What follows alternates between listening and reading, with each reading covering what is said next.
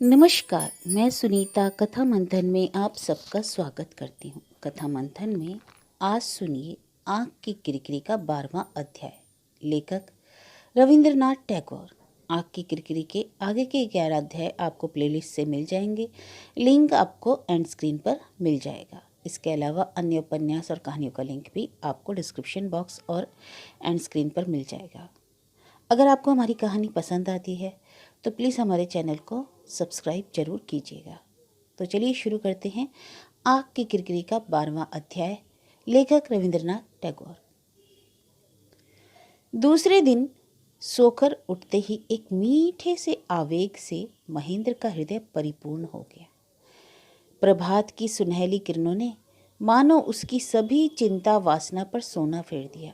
कितनी प्यारी है पृथ्वी, कितना अच्छा आकाश, फूल के पराग जैसी हवा मानो मानो उसके मन को उड़ा ले जाने लगी।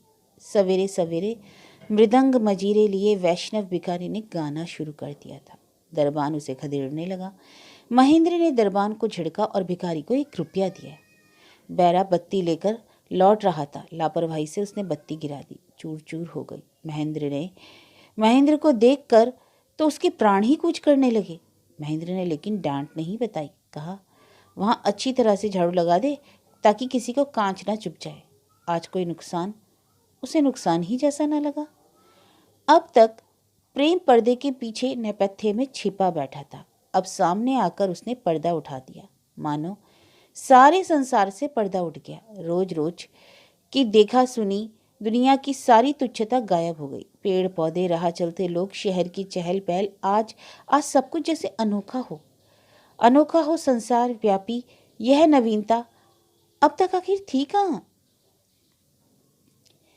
उसे लगने लगा आज विनोदिनी से और दिनों जैसा साधारण मिलन न होगा। आज सुबह से वह बेताब घूम रहा, कॉलेज ही न जा सका। जाने मिलन की घड़ी अचानक कब आ जाए। और यह तो किसी पत्र में लिखा नहीं।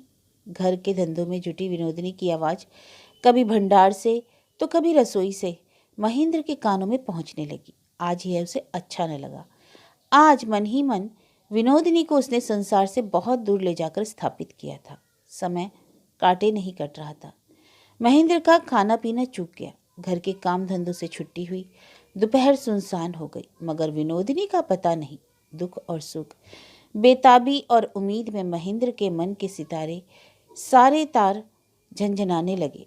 कल जिसके लिए छीना झपटी हुई थी वह वृक्ष किताब फर्श पर पड़ी थी। उसे देखते ही छीना झपटी की याद हुआ और महेंद्र के मन में पुलकन भरा आवेश जग गया। कल विनोदिनी ने जिस तकिए पर अपना सिर रखा था उसे करीब खींचकर महेंद्र ने उस पर अपना माथा रखा।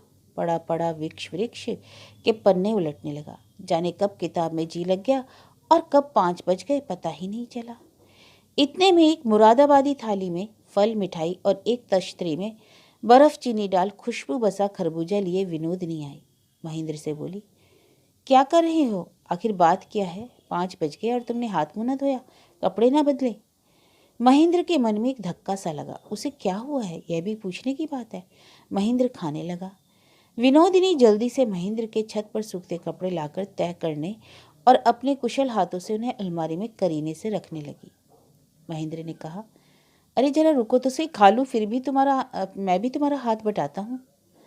विनोदिनी ने हाथ जोड़कर कहा, दुहाई है, और चाहे जो करो पर हाथ मत बटाना। अच्छा, तो क्या तुम मुझे निकम्मा समझती हो? खैर, हो जाए आज इम्तिहान। और महेंद्र ने नाहक के कपड़े तय करने की कोशिश की। जनाब, आप रख दीजिए, मेरा काम मत बढ़ाइए। ओह, तो तुम काम कीजिए और मैं देख देख कर ना सीखूं? वह अलमारी के सामने विनोदिनी के पास जाकर बैठ गया। विनोदिनी कपड़े झाड़ने के बहाने कभी कभी महेंद्र की पीठ पर उन्हें पटककर ढंग से तय लगाने और सहेजने लगी। और इस तरह आज का मिलन शुरू हुआ।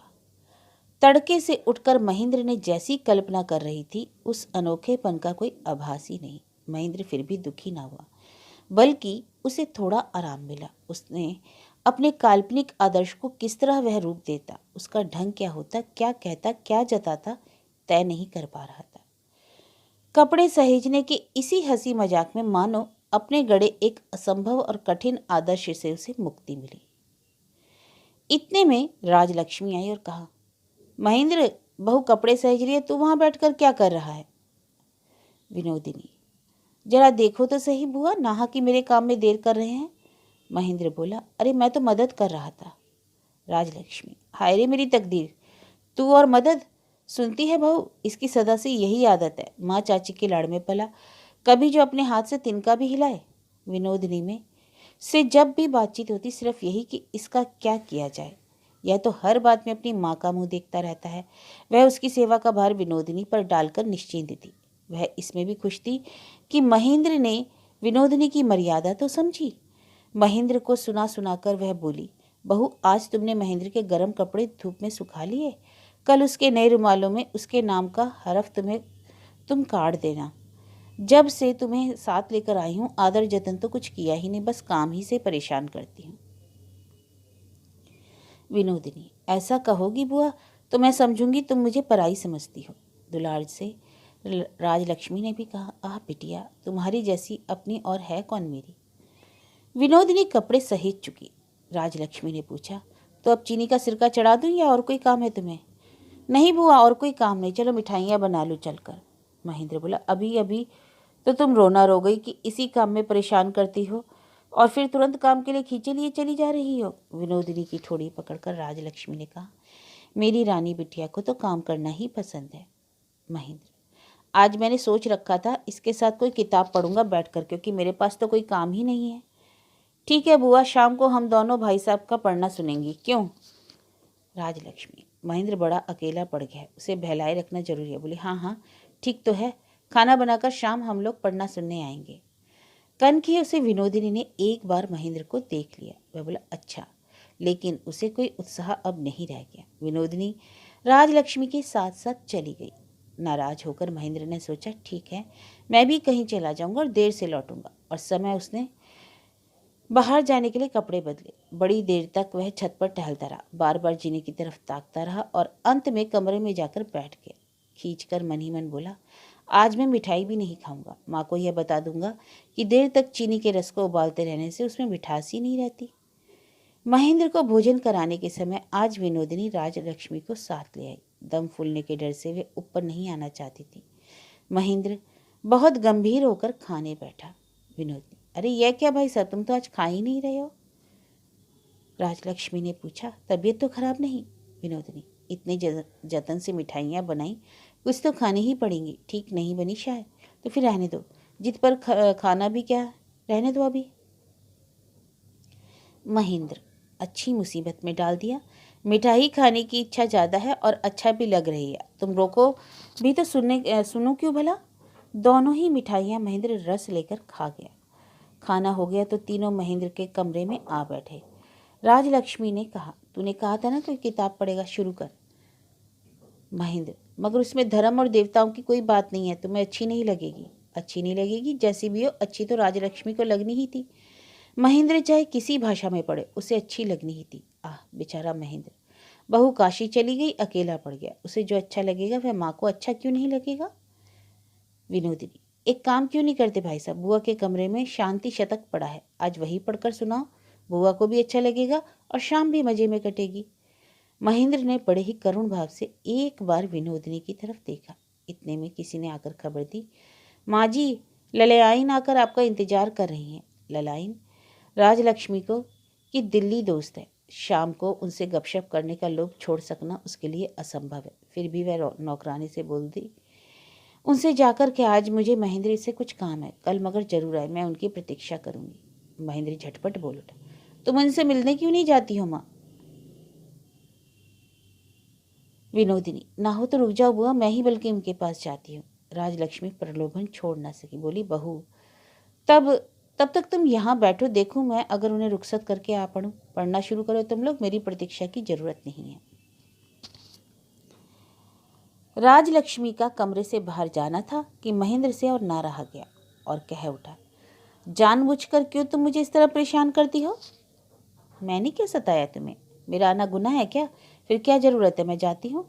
और वह नाराज़ी हो उठने लगी। महेंद्र ने उसका हाथ पकड़ लिया, इसी तरह से तुम मुझे जलाया करती हो।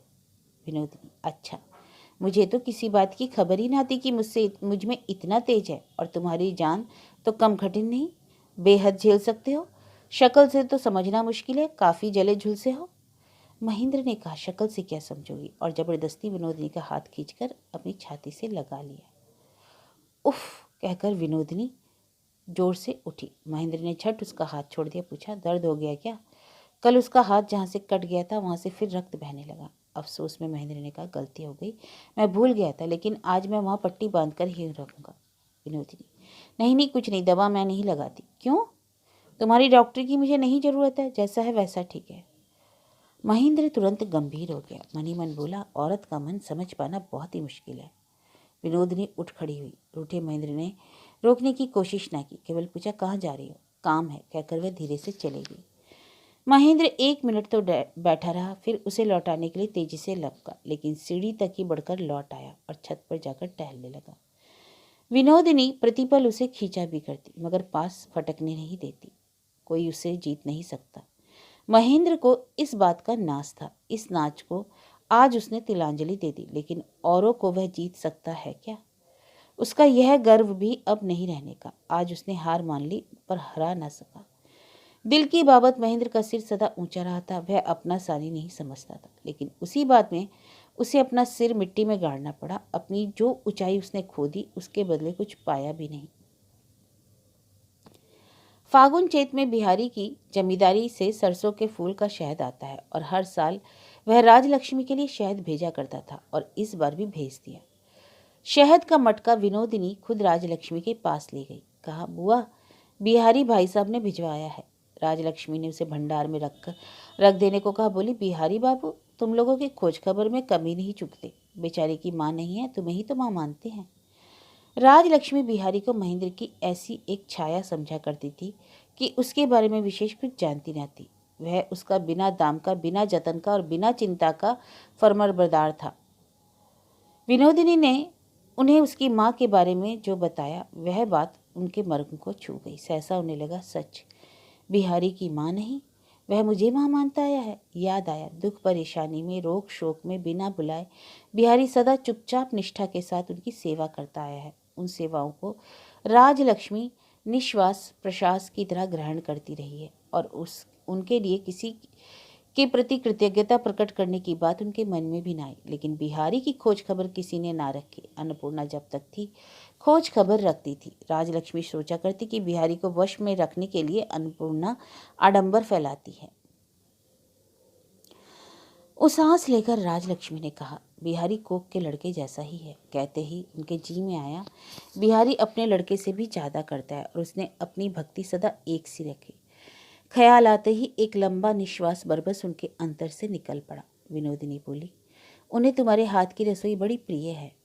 स्नेह भरे गर्व से राजलक्ष्मी बोली, मछली का शोरबा था, उसे किसी और का हाथ का रुचता ही नहीं। कहते कहते उसे याद आया, उधर बहुत दिनों से बिहारी नहीं आए। विनोदिनी ने कहा, यही तो मैं सोच रही हूँ बुआ, मगर विवाह के बाद आपके बेटे बहू को लेकर इस कदर डूब गए कि उन्हें हित मित्र आकर भी करे क्या? बात राजलक्ष्मी को ठीक लगी। बीवी को पाकर महेंद्र ने अपने सारे हितैषियों को दूर हटा दिया। बिहारी का रूठना तो ठीक ही है, और आए भी क्यों वह? बिहारी को अपनी ही जमात का आदमी समझकर उसके प्रति उनकी संवेदना और बढ़ गई। वह विस्तार से विनोदिनी को बताने लगी कि छुटपन से बिहारी ने बिना किसी स्वार्थ के महेंद्र का कितना उपकार किया है, उसके लिए कितनी बार कितनी तकलीफें झेली हैं उसने, और बेटे के लिए उन्हें अपने जो शिकायत थी, बिहारी विवरण से वह उसका समर्थन करने लगी। कुछ दिनों में अपनी बहू को पा महेंद्र अगर अपने सदा के साथी की ऐसी उपेक्षा करे तो दुनिया में न्याय धर्म फिर कहाँ है? विनोदिनी, कल रविवार है, तुम बिहारी बाबू को भोजन पर आमंत्रित करो, वह खुश हो जाएंगे। ठीक कहा तुमने, महेंद्र के साथ कहकर किसी से न्योता भिजवा दो। नहीं, न्योता तुम खुद भेजो बुआ। मैं क्या तुम्हारी तरह लिखना पढ़ना जानती हूँ? ना सही, तुम्हारी तरफ से मैं ही लिखे देती हूँ। राजलक्ष्मी के नाम से विनोदिनी ने खुद लिखकर न्योता भेजा। रविवार महेंद्र के बड़े आग्रह का दिन होता है। पिछली रात से ही उसकी कल्पना उद्यम हो उठती, जो कि आज तक उसकी उम्मीद के अनुरूप हुआ कुछ भी न था। तो भी इतवार के सवेरे की आभा उसकी आंखों में अमृत बरसाने लगी। जागे हुए शहर की सारी हलचल, अनोखे संगीत जैसी उसके कानों में प्रवेश करने लगी। मगर माजरा क्या है? आज कोई व्रत है माँ का? और दिन जैसा करती रही हैं। आज तो घर के कामकाज का खास भार विनोदिनी पर सौंप कर निश्चिंत रही हैं। आज खुद भी बहुत व्यस्त हैं। इसी हंगामे में 10 बज गए। इसी बीच किसी भी बहाने महेंद्र एक पल के लिए भी विनोदिनी से ना मिल सका। किताब में मन लगाना चाहा, बिल्कुल ना लगा। अखबार में एक विज्ञापन पर नाहक ही 15 मिनट तक नजर गड़ाए रहा। आखिर ना रहा गया, नीचे गया। देखा माँ खुद रसोई कर रही है और कमर में आंचल बांधे विनोदिनी उनकी मदद कर रही है। महेंद्र ने पूछा, बात क्या है? आज बड़ी धूमधाम है। अरे तुमको बहू ने नहीं बताया, आज बिहारी खाने पर आ रहा है। बिहारी को निमंत्रण? महेंद्र को सुनकर खराब लगा। उसने तुरंत कहा, मैं घर पर नहीं रहूँगा माँ। क्यों? मुझे बाहर जाना है। राजलक्ष्मी, खा पी कर जाना, ज़्यादा देर ना होगी। नहीं, मुझे तो भोजन के लिए ही निमंत्रण है। कनखियों से उसे देखकर विनोदिनी बोली, दावत है तो जाने दो बुआ, ना हो तो बिहारी बाबू अकेले ही खा लेंगे। लेकिन अपने हाथ से जतन से पकाए और महेंद्र ना खाए, यह उन्हें कैसे बर्दाश्त हो? वह जितना भी आग्रह करने लगी, महेंद्र उतना ही टालने लगा। इसी तरह नाराज महेंद्र ने माँ को सजा देने की ठानी। राजलक्ष्मी की इच्छा हुई रसोई छोड़कर चल दे। विनोदिनी बोली, तुम फिक्र ना करो बुआ, भाई साहब यह सब बेकार की बातें कर रहे हैं। आज वह दावत पर हरगिज नहीं जाएंगे। राजलक्ष्मी गर्दन हिलाकर बोली, नहीं नहीं बिटिया, तुम महेंद्र को नहीं जानती। एक बार तय कर लेता है उससे नहीं डिगता। लेकिन साबित यही हुआ कि विनोदिनी महेंद्र को राजलक्ष्मी से कम नहीं जानती। महेंद्र ने समझा था कि बिहारी को विनोदिनी ने ही न्योता भिजाया है। इससे उसका जी डाह से जितना जलने लगा, उतना ही उसके लिए बाहर जाना कठिन हो गया। बिहारी क्या करता है, विनोदिनी क्या करती है, ये देखे बिना वह भला कैसे जिए? देखकर जलना ही पड़ेगा। फिर भी देखना जरूरी था। आज बहुत दिनों के बाद एक निमंत्रित आत्मीय की तरह बिहारी महेंद्र के अंतःपुर में आया। छुटपन से ही जो घर उसका जाना पहचाना रहा, घर के लड़के की तरह जहां उसने बचपन की शरारतें की, उसी द्वार पर आकर आज वह ठिठक गया। उसके अंतर के दरवाजे पर आंसू की एक लहर उमड़ उठने के लिए आघात करने लगी। उस चोट को पीकर होठों में हंसी लाए अंदर गया। तुरंत नहाकर आई राजलक्ष्मी को प्रणाम करके उनके चरणों की धूल ली। जिन दिनों बिहारी हरदम आया जाया करता था, ऐसे प्रणाम की प्रथा न थी। आज मानो वह सुदूर प्रवास से घर लौटा हो। प्रणाम करके उठते ही स्नेह से राजलक्ष्मी ने उसके सिर पर स्पर्श किया। आज गहरी संवेदनाओं के साथ राजलक्ष्मी ने बिहारी के प्रति पहले से ज्यादा स्नेह जताया। कहा, बिहारी तू इतने दिनों से यहाँ क्यों नहीं आया? मैं तो रोज ही सोचती थी आज जरूर आएगा, मगर तेरा पता ही नहीं। बिहारी ने हंसकर कहा, रोज आता होता तो माँ, रोज तुम अपने बिहारी को याद तो नहीं करती? कहाँ है महेंद्र भैया? राजलक्ष्मी उदास होकर बोली, जाने कहाँ आज दावत है, उसी के लिए रुक ना सका। सुनकर बिहारी का मन परेशान हो गया। छुटपन की मैत्री आखिर यह अंजाम? एक लंबा निश्वास छोड़कर मन के सारे विषाद हटा देने की कोशिश करता बोला, अच्छा क्या क्या बना है? और वह अपने प्रिय व्यंजनों की बात पूछने लगा। इतने में महेंद्र ने आकर सूखे स्वर में पूछा, कैसे हो बिहारी? दावत में नहीं गए? राजलक्ष्मी ने पूछा। नहीं गया, शर्म छिपाते हुए महेंद्र बोला। विनोदिनी नहाकर आई तो पहले तो बिहारी कुछ बोल ही ना सका। विनोदिनी और महेंद्र को जिस रूप में वह देख गया था, वह हृदय में अंकित था। विनोदिनी उसके करीब आकर बोली, क्यों भाई साहब, मुझे भूल गए हैं क्या? बिहारी, सबको पहचाना जा सकता है क्या? विनोदिनी, अगर थोड़ा सा विचार हो तो। अच्छा बुआ, खाना तैयार है। महेंद्र और बिहारी खाने बैठे। राजलक्ष्मी पास बैठकर देखने लगी। महेंद्र का ध्यान खाने पर ना था, वह परोसने के पक्षपात पर गौर कर रहा था। उसे लगा बिहारी को भोजन परोसते हुए विनोदिनी को मानो एक खास आनंद मिल रहा है। बिहारी के पत्तल पर ही दही की मलाई और रोहू मछली का सिर डाला गया, पर चूंकि वह मेजबान था, इसलिए शिकायत की कोई गुंजाइश भी नहीं थी। मौसम ना होने पर भी तपसी मछली मिल गई थी। उन्हीं में से एक थी अंडे वाली। विनोदिनी ने उसे भी बिहारी की पत्तल में परोसने जा रही थी। उसने कहा, महेंद्र भैया को दो, उन्हें यह बहुत प्रिय है। महेंद्र तीखी दबी खींच से बोल उठा, नहीं मुझे नहीं चाहिए। विनोदिनी ने दूसरी बार उससे अनुरोध नहीं किया और उसे बिहारी की पत्तल पर डाल दिया। खाना खत्म हुआ। दोनों दोस्त बाहर निकले। विनोदिनी आकर बोली, बिहारी बाबू चले मत जाना, चलिए ऊपर के कमरे में बैठिए जरा देर। और तुम नहीं खाओगी? नहीं, मेरा आज एकादशी का व्रत है। तीखे व्यंग की एक हल्की हास्य रेखा बिहारी के होठों के किनारों पर खेल गई। हंसी की यह लकीर विनोदिनी की निगाह से छिपी न रही, लेकिन जिस तरह हाथ के जख्म को सह गई थी, इसे भी पी गई। निहोरा करती हुई बोली, मेरे सिर की कसम, चलो बैठो। महेंद्र अचानक अजीब ढंग से गर्म हो उठा। बोला, अकल से तो कोई वास्ता ही नहीं, काम धाम पड़ा रहे, ख्वाहिश हो या ना हो, बैठना ही पड़ेगा। इतनी ज़्यादा खातिरदारी का मतलब मेरी समझ में नहीं आया। विनोदिनी ठठाकर हंस पड़ी। बोली, भाई साहब, खातिरदारी शब्द का कोश में दूसरा कोई मतलब होता भी है? फिर महेंद्र से कहा, कहने को चाहे जो कहो भाई साहब, खातिरदारी का मतलब छुटपन से जितना तुम समझते हो शायद ही कोई समझता हो। बिहारी, महेंद्र भैया एक बात सुन जाओ जरा। बिहारी ने विनोदिनी से विदा ना मांगी और महेंद्र के साथ बाहर चला गया। बरामदे पर खड़ी विनोदिनी चुपचाप सूने आंगन को ताकती रही। बाहर जाकर बिहारी ने कहा, भैया एक बात का खुलासा करना चाहता हूँ, हमारी दोस्ती क्या यहीं ख़त्म हो गई? उसी समय महेंद्र के कलेजे में आग लग रही थी। विनोदिनी का व्यंग बिजली की लपट सा उसके दिमाग के एक सिरे से दूसरे सिरे पर लपकता हुआ बार बार उसे वेध रहा था। वह बोला, इस बात के फैसले से शायद ही तुम्हें कुछ लाभ हो, पर मेरे लिए यह काम में नहीं है। अपनी दुनिया में से किसी बाहरी आदमी का प्रवेश नहीं चाहता। अंतःपुर को मैं अंतःपुर ही रखना चाहता हूँ। बिहारी ने कुछ नहीं कहा, चला गया। ईर्ष्या के दाह से जर्जर महेंद्र ने एक बार प्रतिज्ञा की, विनोदिनी से मैं नहीं मिलूंगा। और फिर उससे मिलने की उम्मीद में वह घर बाहर ऊपर नीचे छटपटाता हुआ चक्कर ही काटता रहा।